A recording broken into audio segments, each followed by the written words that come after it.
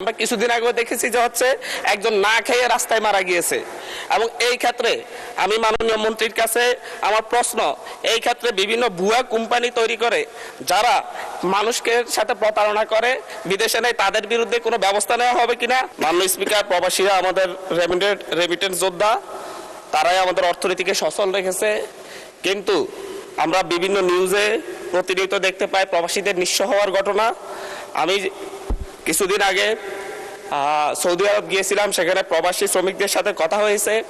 সেই জায়গায় প্রবাসীদেরকে নেওয়ার জন্য বিভিন্ন ভুয়া কোম্পানি তৈরি করা হয় এবং ভুয়া কোম্পানি থেকে যাদের কোনো অফিস থাকে না, কোনো নির্দিষ্ট ঠিকানা থাকে না, শুধুমাত্র কাগজে কলমে তাদের ঠিকানা থাকে, সেই ঠিকানা অনুযায়ী সেই কোম্পানির নামে বিভিন্ন চাহিদাপত্র তৈরি করে সরকারের কাছ থেকে অনুমোদন নিয়ে বাংলাদেশ থেকে শত শত শ্রমিকদেরকে সেখানে পাঠানো হয়। তারা সেখানে গিয়ে বিমান ভাড়া। মাননীয় সদস্য, আমাদের এটা হচ্ছে not statement, it's a question. Please আপনি একটা কোশ্চেন করেন, তাহলে অন্য মাননীয় সদস্য সুযোগ পাবেন আরেকটা কোশ্চেন করার। মাননীয় স্পিকার, আমি ব্যাকগ্রাউন্ডটা বললে কোশ্চেনটাকে ক্লিয়ার হতো। তো এই জায়গায় তারা সেখানে গিয়ে দেখতে পাই যে কোনো কোম্পানি নেই এবং তাদের কোনো চাকরি পায় না। আমরা কিছুদিন আগে দেখেছি যে একজন না খেয়ে রাস্তায় মারা গিয়েছে এবং এই ক্ষেত্রে আমি মাননীয় মন্ত্রীর কাছে আমার প্রশ্ন, এই ক্ষেত্রে বিভিন্ন ভুয়া কোম্পানি তৈরি করে যারা মানুষকে সাথে প্রতারণা করে বিদেশে নেয়, তাদের বিরুদ্ধে কোনো ব্যবস্থা নেওয়া হবে কিনা এবং কোম্পানিগুলো যখন চাহিদাপত্র দেয় সেই চাহিদাপত্র সঠিক যাচাই বাছাইয়ের ক্ষেত্রে নতুন করে সরকার কোনো উদ্যোগ নিচ্ছে কিনা। ধন্যবাদ মাননীয় স্পিকার। ধন্যবাদ মাননীয় সদস্য। মাননীয় প্রতিমন্ত্রী। জি, মাননীয় স্পিকার, আপনাকে ধন্যবাদ। মাননীয় সংসদ সদস্যকে ধন্যবাদ।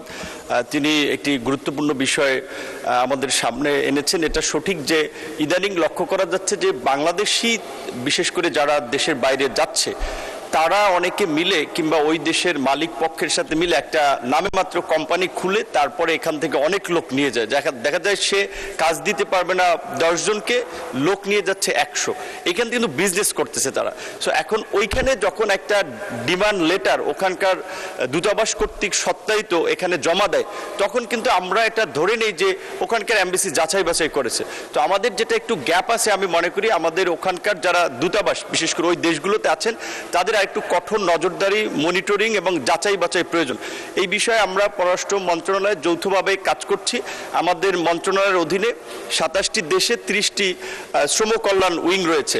এখানে যে জনবল এবং প্রকৃত অর্থে তাদেরকে যে ফিনান্সিয়াল সাপোর্ট দেওয়া হয়, সেটা এই কাজের জন্য যথেষ্ট নয়। আমরা এই বাজেটে সরকারের কাছে বরাদ্দ চেয়েছি আমাদের মন্ত্রণালয়ের লোকবল বাড়ানোর পাশাপাশি আমাদের পররাষ্ট্র মন্ত্রণালয়ের মাধ্যমে আমাদের রেগুলার ডিপ্লোমেসির পাশাপাশি মাইগ্রেশন ডিপ্লোমেসিকে আমরা গুরুত্ব দিচ্ছি। আশা করি আমরা কিছু এখানে প্রতিকারমূলক ব্যবস্থা ভবিষ্যতে নিতে পারবো। ধন্যবাদ।